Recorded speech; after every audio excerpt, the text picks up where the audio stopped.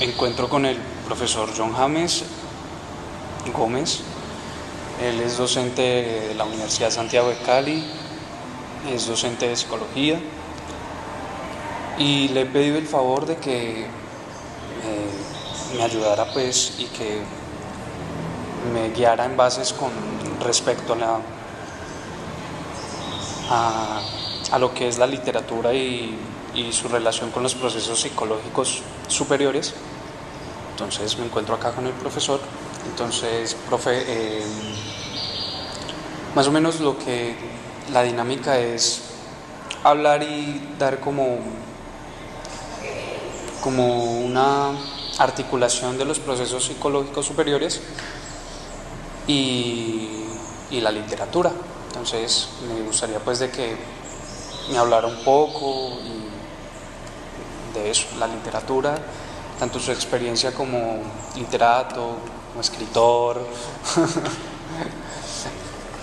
Bueno, pues en realidad yo no soy literato propiamente, ¿sí? Además, habría que decir que sí tengo una relación muy cercana con la literatura porque me ha gustado la literatura siempre. Pero hay diferencia en buena medida en lo que se escribe, por ejemplo, cuando son cuestiones teóricas, que cuando se escribe, por ejemplo, una novela, o cuando se escribe un poema, o cuando se escribe, por ejemplo, un ensayo de ficción y cosas por el estilo, que eso está más directamente relacionado con la literatura.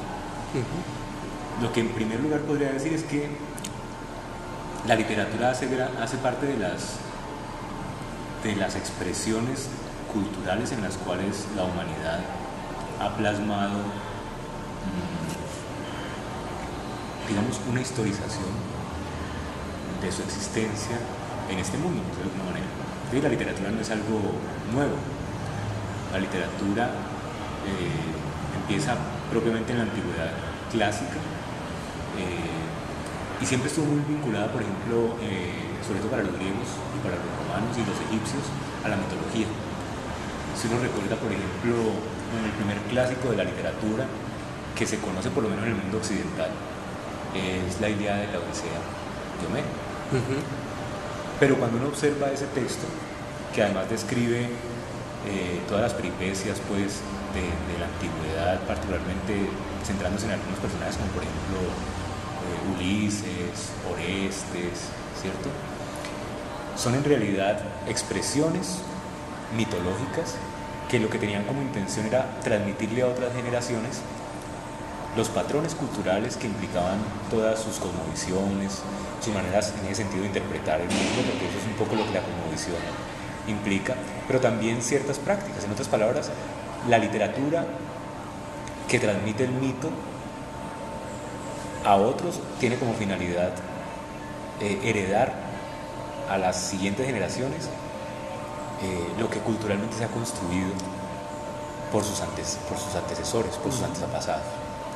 Evidentemente, la literatura ha cambiado con el paso del tiempo y ella tuvo una promoción muy fuerte, era un foco importante en la antigüedad, como te decía, tanto griega como romana y egipcia sobre todo, en Occidente, insisto, porque en Oriente habría que mirar también la historia de la literatura, pero allí no te podría ayudar, digamos, muchos datos al respecto. Claro.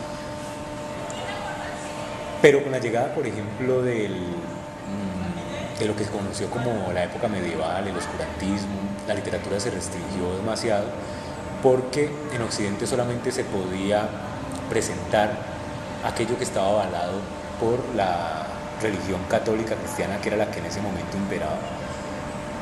Y por ejemplo la literatura era algo a lo que el pueblo común no tenía acceso.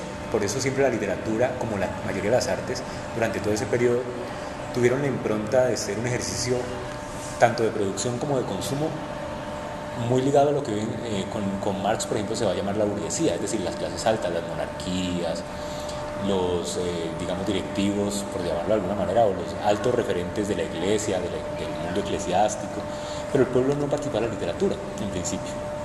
De hecho, la mayoría no sabían leer ni escribir. Y en ese periodo fue muy importante lo que se conoce como los juglares. Los juglares hacen parte de la literatura, pero eran historias transmitidas oralmente, también de una generación a otra, que luego cuando la escritura volvió a ser parte del pueblo, digamos, y se transcribieron. Hay tal vez uno de los cantos más importantes que eran transmitidos oralmente, que hoy en día es muy famoso y que incluso en los colegios lo ponen a leer, que es el cantar del Nido Cid, por ejemplo. Eso era una cuestión que era transmitida oralmente. Entonces digamos que la literatura logra vivir en la clase popular, digamos, a través simplemente de la historia narrada. Con la modernidad, la literatura vuelve a ser ya propiamente un asunto de la potestad del pueblo, y sabemos que eso es en gran parte a Johannes Gutenberg, que es el inventor de la imprenta, que fue el primer pirata de la historia, ¿sí? Porque lo que él hizo fue precisamente sacar de los cánones de los escribanos, que eran personas que transcribían textos, que curiosamente eran personas que en su mayoría, salvo altos mandos eclesiásticos, no podían saber leer ni escribir, sino simplemente copiar la caligrafía de las letras, porque se suponía que eso afectaba el sentido, o sea, ponía en riesgo que ellos afectaran el texto si querían cambiar algo. De ahí viene de hecho la idea de objetividad un poco pobre del positivismo inicialmente, como aquello que no se debe contaminar nada del objeto. Ahora, cuando digo entonces que es una expresión de la cultura, es que la literatura es un modo en que, junto con las demás artes, por ejemplo la pintura y la música, han servido para depositar allí no solamente las formas creativas, sino también los miedos, las dificultades de cada época, porque cuando uno mira lo que llaman los clásicos, por ejemplo los clásicos de la modernidad siempre le dicen son Dostoyevsky, Tolstoy, Shakespeare, James Joyce, Cervantes, ¿sí? Uno se pregunta por qué son clásicos, y son clásicos porque ellos ven en la cultura y en el momento en que viven en su época lo que el resto no logran captar, a veces ni siquiera la ciencia. Por eso es que a veces la literatura parece anticiparse a la ciencia. Un ejemplo de eso en la modernidad es, por ejemplo, Julio Verne, ¿sí? O uno ve anticiparse, por ejemplo, a George Orwell, que escribe en 1948 el libro que se llama 1894, que es una metáfora que él construye a partir de lo que fue todo el nazismo durante la Segunda Guerra Mundial.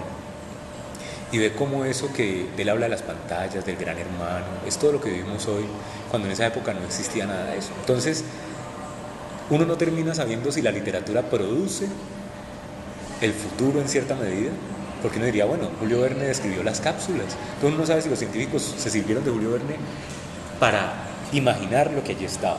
Y eso da un primer dato que es muy importante a propósito de los procesos psicológicos, que no es un proceso propiamente contenido dentro de los temas, porque uno diría que los procesos psicológicos superiores están básicamente en la atención, la memoria y el pensamiento del lenguaje, que son como los grandes conceptos que están allí. Pero hay un concepto, por ejemplo, muy importante, que es la imaginación, ¿sí? Y la literatura tiene esa virtud. El literato, el escritor, así como el pintor, son capaces de imaginar una realidad que todavía no existe.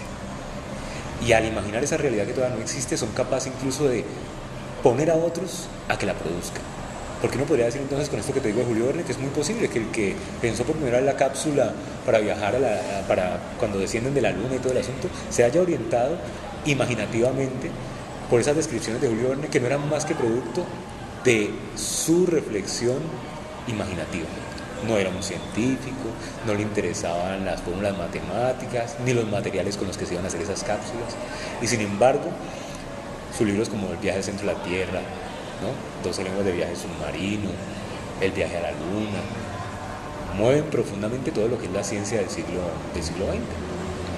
Entonces es muy interesante ver cómo, yo diría, a pesar de que esto no coincida con las teorías, que tal vez el proceso más importante o la virtud más importante humana en ese sentido es la imaginación. De hecho hay un sociólogo que se llama Ray Mills, que tiene un texto que se llama La imaginación sociológica, y lo que él dice es justamente que el investigador, por ejemplo, debe poder usar su imaginación al servicio de la realidad y de la teoría para poder enriquecer con esa imaginación los datos, por ejemplo.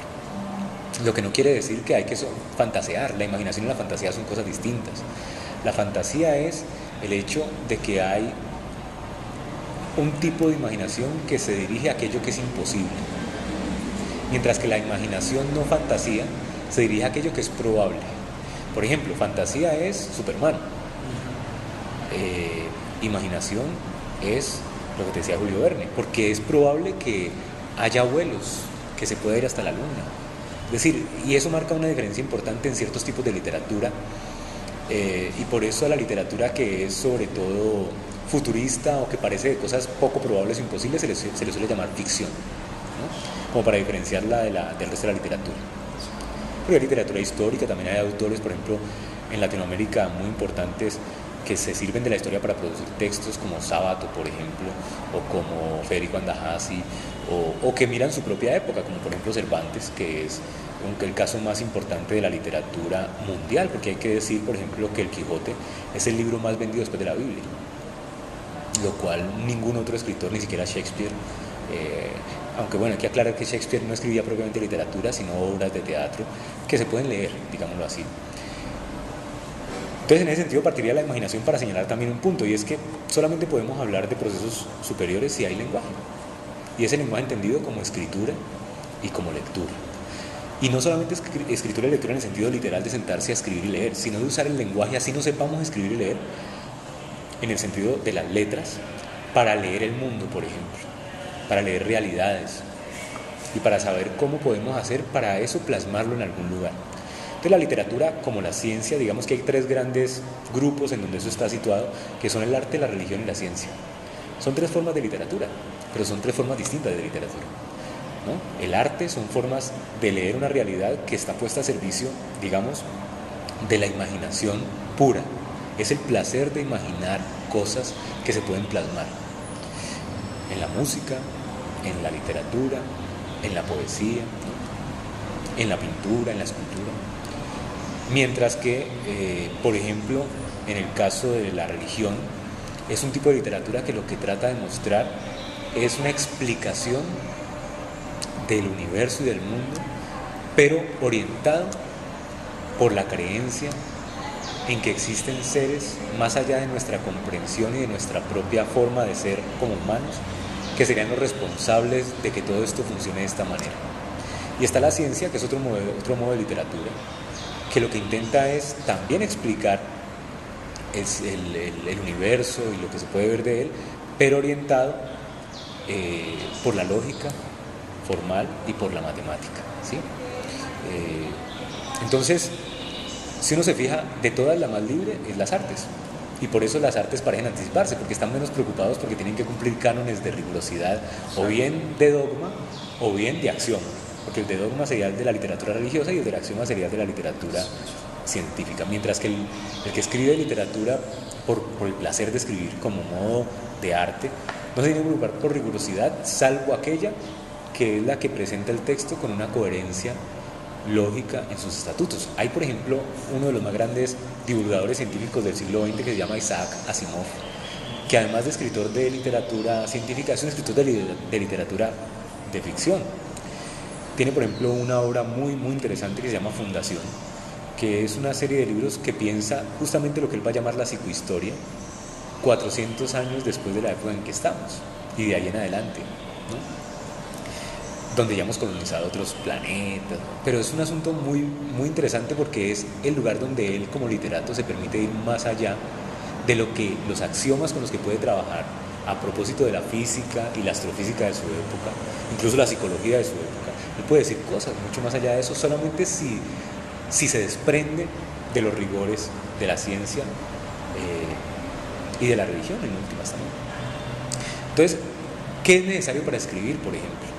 Depende de qué tipo de literatura vas a escribir, porque no es lo mismo si vos vas a escribir entonces un texto científico, ¿no? Digamos que, por ejemplo, el asunto del uso del lenguaje y el pensamiento en la literatura científica tiene que estar absolutamente ligado a la noción de razón, y de razón entendida en el sentido lógico y en el sentido matemático.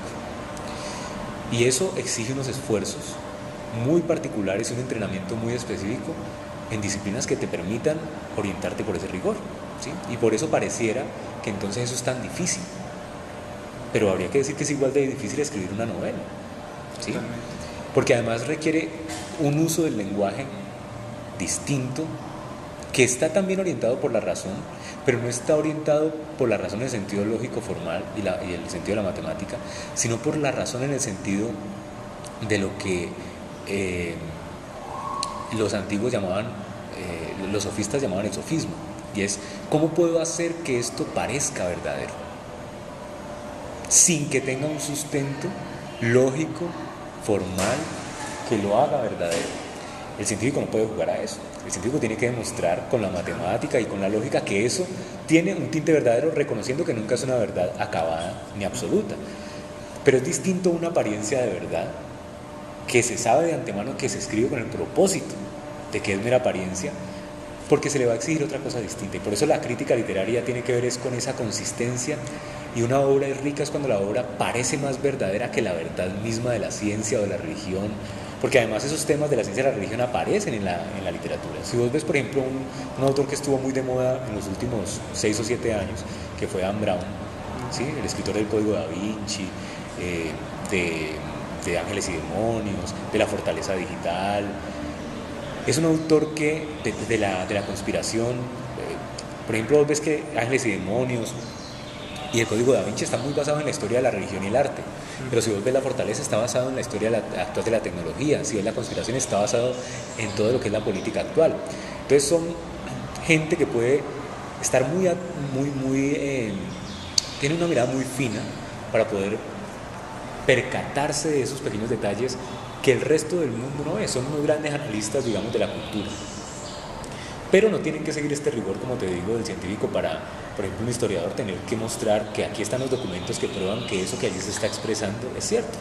Y a veces los lectores se confunden, entonces uno ve como, por ejemplo, critican a este autor, por ejemplo, Dan Brown, porque la religión sale a decir que eso que él dice es mentira y que no se hizo todo eso que él dice. Pero ¿qué importa? Porque él nunca dijo que está haciendo historia de la religión, él está escribiendo una novela.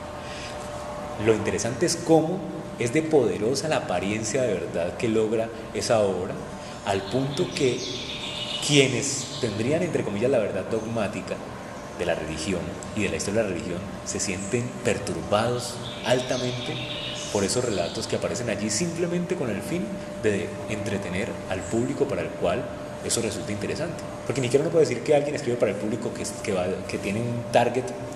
Por ejemplo, el marketing en la literatura es muy difícil, pero el escritor no sabe si eso va a gustar o no. Cuando él escribe, por ejemplo, lo que le pasó a Rowling, la autora de Harry Potter, ella pensaba que estaba escribiendo obras para adultos, y no, resultó ser literatura leída por niños, ¿no? Un autor que conocía muy bien para quién escribir y de qué manera escribir, y por eso es uno de los grandes maestros, muy poco querido porque es muy oscuro y muy siniestro, es Edgar Allan Poe, por ejemplo. Pero él era un éxito. Él escribía una columna, sus cuentos iban apareciendo por partes en un diario, y es muy interesante ver cómo él escribe exactamente para cautivar al público. Él tiene esa virtud, y al público que quiere. Es decir, tiene una lectura, digamos, de las particularidades subjetivas de esos a quienes les va a escribir, que logra directamente captarlos, mientras que muchos otros escritores escriben sin considerar esas variables, y luego es un acto de suerte si eso pega o no, digamos. También depende del crítico, del editor, de todos estos otros que le hacen fama, sobre todo hoy en día que el asunto es mucho de marketing y del discurso del mercado.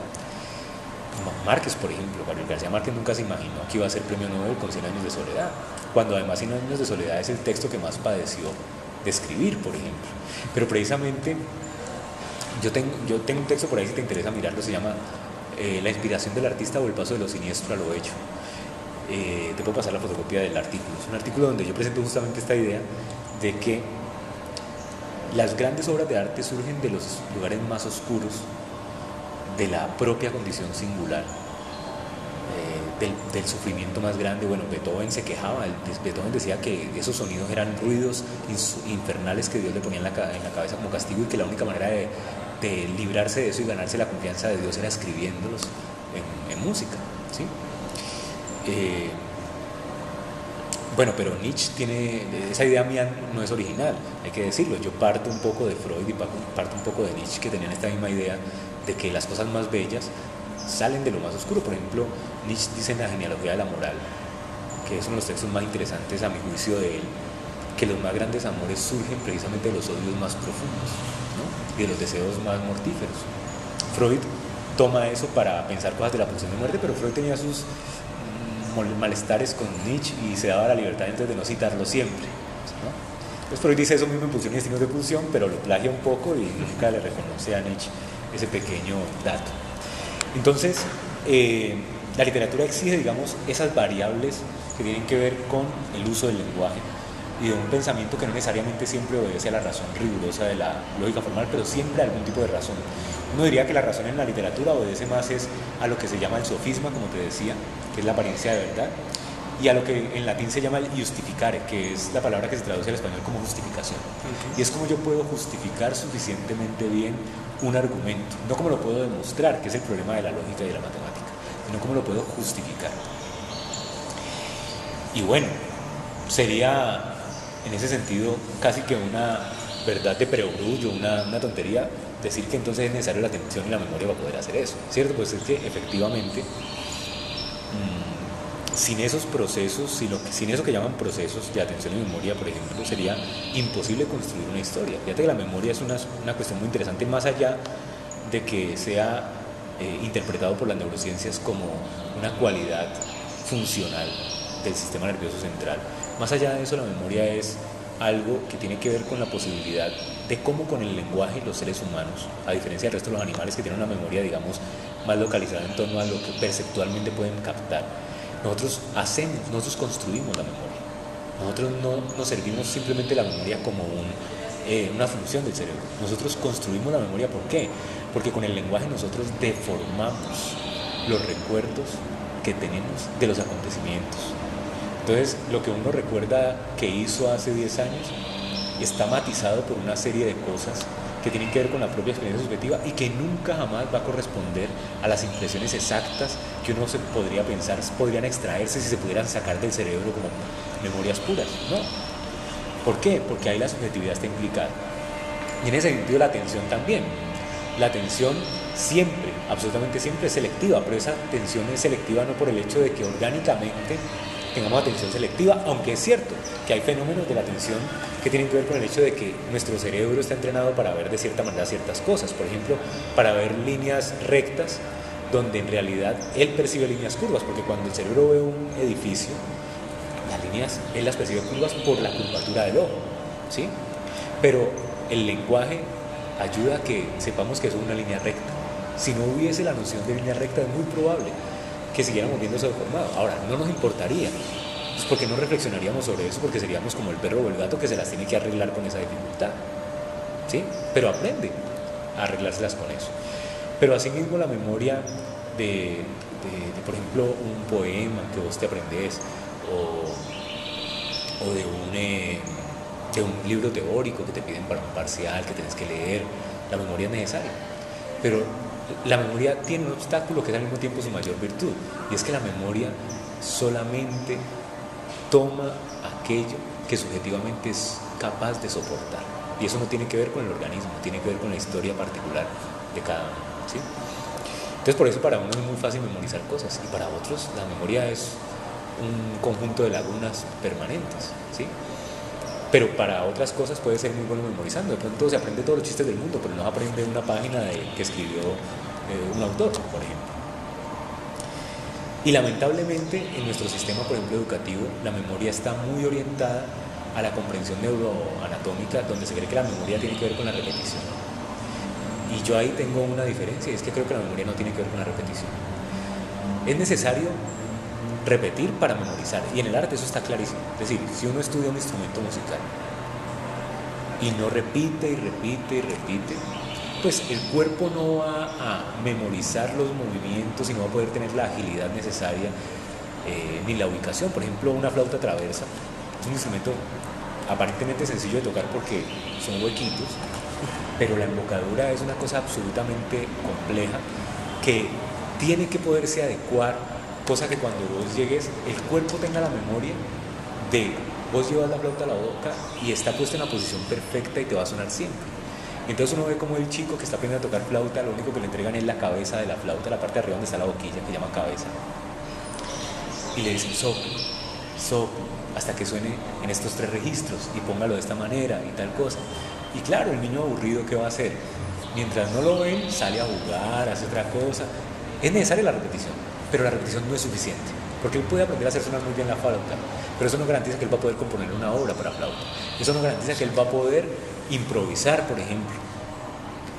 Si alguien le dice, toquemos jazz, ¿no? Y entonces él es un músico formado en música clásica que aprendió a repetir y a repetir muy bien las obras que otros escribieron, pero él no tiene la posibilidad para deshacer, de construir eso que aprendió a repetir y reinventarlo, ¿no? Entonces improvisar para él es una cosa difícil. No, pero ¿y qué notas toco? ¿Y en qué tonalidad? Pues escuchar.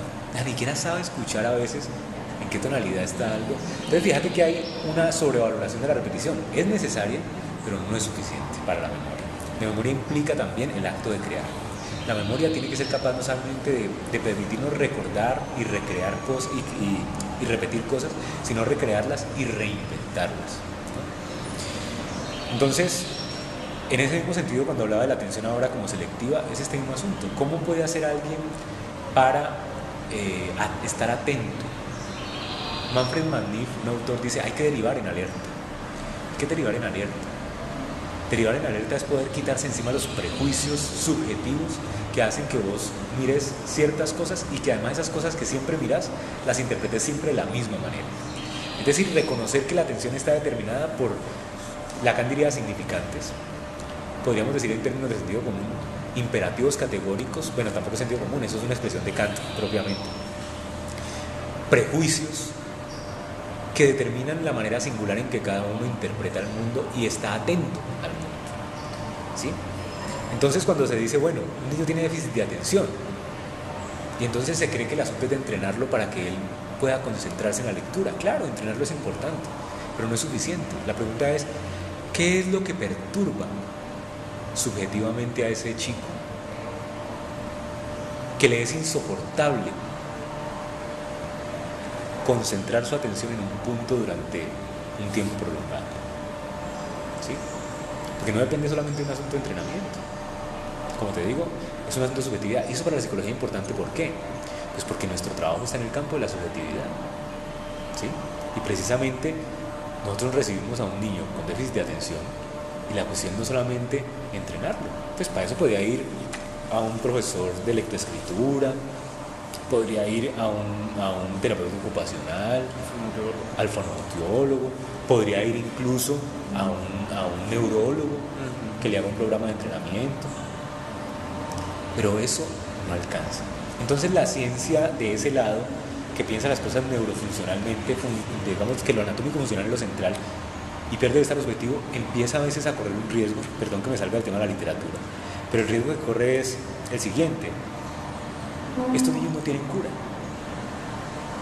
Pero resulta que pierden de vista que no tienen cura, no porque esos niños no puedan hacer algo con eso que les ocurre, sino porque el paradigma, digamos ahí, el modo de uso del lenguaje literario con que se interpreta esa realidad, no tiene la imaginación suficiente para permitirles ver que eso va más allá de una mera condición funcional y que el que está ahí es un sujeto. Y ese es nuestro campo, es el campo de nuestra disciplina, poder escuchar e imaginar, porque además nuestro objeto es muy interesante. Nuestro objeto dentro de las ciencias es el único que hay que imaginárselo porque nadie lo puede ver, ¿sí? Freud en eso fue muy astuto. Cuando Freud le preguntan si su objeto de estudio son el inconsciente, él dice que no, son las formaciones del inconsciente. Porque él sabe que si dice que es el inconsciente, le van a decir, pero ¿cómo? Si el inconsciente no se puede ver. Él dice, pero sus formaciones sí. Usted ve el equívoco, usted lo escucha, usted escucha el lapsus, ¿no? Usted puede escuchar el relato del sueño, ¿no? Porque en esta idea hay una cuestión de la materialidad física que implicaría que si algo no se puede ver o registrar con un aparato, por ejemplo, estaría por fuera del campo de la ciencia. Y por eso la psicología ha tenido siempre ese lastre de que se rechaza permanentemente el campo de las ciencias. También un poco la sociología y la antropología, pero ellos están menos complicados en ese asunto porque pues, el antropólogo muestra finalmente las prácticas culturales, los rituales y las lecturas de la cosmovisión que hace, y hace las descripciones y los análisis de eso, y el sociólogo se las arregla con el hecho social, con el actor social, con la revisión de las categorías sociológicas a nivel demográfico, que le permiten leer ciertas cosas y mostrar que eso es ciencia. Pero el psicólogo, desde su raíz, ya tiene un problema, porque psique, ¿no?, que se ha traducido como alma, y que representa a una de las diosas griegas, ¿no?, que es la madre no, sí que no era la madre de Hermes, miento yo, que era sí, que tenía relaciones con, es la madre de Voluptas, perdón, que es de donde viene la palabra voluptuosidad y goce y todo esto, y que era una diosa que tenía relaciones con Eros. Sí que está representada la palabra con la noción de agujero. Sí que era muy cercana a Tique también, que era otra diosa, que era la diosa de la probabilidad, pero sí que era la diosa de lo improbable, del agujero absoluto, del vacío. Y en realidad, lo psíquico es el agujero. Allí es donde aparece el sinsentido, la sinrazón, la locura, lo que no encaja, lo que es raro en relación a los otros discursos, ¿sí? Y a uno le preguntan, ¿y dónde está eso? Y más si le sumamos que se tradujo como alma, entonces el alma es una cosa que siempre se ligó a la religión en el cristianismo. Pero si vos buscas en el diccionario, entre las acepciones de alma, vas a encontrar en el diccionario de la Real Academia de la Lengua el agujero de un cañón. Es decir, el alma es un agujero. Más allá de que el misticismo y la religión la hayan convertido en una entidad, para los griegos el alma era eso. La psique era un agujero, el lugar donde las cosas, era para lo que hoy es para los astrofísicos el agujero negro, eso donde no se sabe qué pasa ahí adentro. También hay que decir que hoy en día la literatura científica tiene que tener mucha imaginación. ¿Por qué? Porque es que hoy en día para poder interpretar la realidad es muy difícil, porque ya con Einstein se dieron cuenta de que no eran 3 dimensiones, sino 4. Y la cuarta no se puede ver, hay que imaginarla, y luego escribirla, hay que escribirla. Por eso si vos le decís a un matemático, a un físico, él te dice, imagínense un universo como ahora, ¿no?, porque ya de Einstein pasaron de 4 a 11 dimensiones, imagínense un universo con 11 dimensiones. Dice, es muy sencillo, entonces el baile coloca en un tablero. Bueno, si decimos que D es la letra que representa el número de dimensiones, D es igual a 11, ya, la escribió. Es decir, no tiene que buscar la referencia imaginaria en el sentido de las imágenes visuales, no se sirve de la percepción. Y me parece que ese es el punto donde las neurociencias, por ejemplo, pierden de vista. Vygotsky no lo hace. Vygotsky sabe que la formación del símbolo en el pensamiento del lenguaje es fundamental. Y por eso Vygotsky no puede ser incluido entre las neurociencias. Ni siquiera dentro del cognitivismo. Yo creo que él estaría muy ofendido si lo incluyeran en ese campo. Vygotsky lo que veía era que ahí el símbolo producía algo que era absolutamente inédito y nuevo, y que hablaba de universos y de espacios que nada tenían que ver con la percepción, con la sensopercepción, ¿no? Y el físico hoy en día hace eso, escribe sus teorías de cuerdas, de supercuerdas y todas las matemáticas, pero nadie se puede imaginar eso, y sin embargo eso existe. Saben que eso existe. Entonces fíjate que para poder leer el mundo es mucho más importante lo que los literatos sabían desde siempre, que hay que ir más allá de la razón, digámoslo así, de la razón sensible, de la razón que está orientada por la sensopercepción, para poder entender que la razón, si se orienta por la imaginación, puede descubrir lo que los ojos no pueden ver, porque además los ojos engañan, la percepción engaña. El punto lo hemos puesto en clase en ejemplo, que digamos salió el sol es una estupidez, el sol no salió, y que digamos salió el sol es el hecho de que, a pesar de que la ciencia nos ha dicho y nos ha demostrado que somos nosotros los que giramos alrededor del sol, nosotros intuitivamente seguimos viendo que es el sol el que se mueve y no podemos negarlo, con lo cual eso demuestra que estamos ciegos. ¿Por qué? Porque estamos tan ligados y tan sometidos a la percepción que no podemos verlo de otra manera, y por eso la literatura le enseñó a la ciencia que para poder imaginar el universo más cercano a lo que es, tiene que desprenderse de la percepción y la sensación y ligarse al pensamiento y al lenguaje como modos fundamentales de construir las teorías y lo que en últimas llaman realidad física. Ya, como te digo, ni siquiera la física está exenta de eso.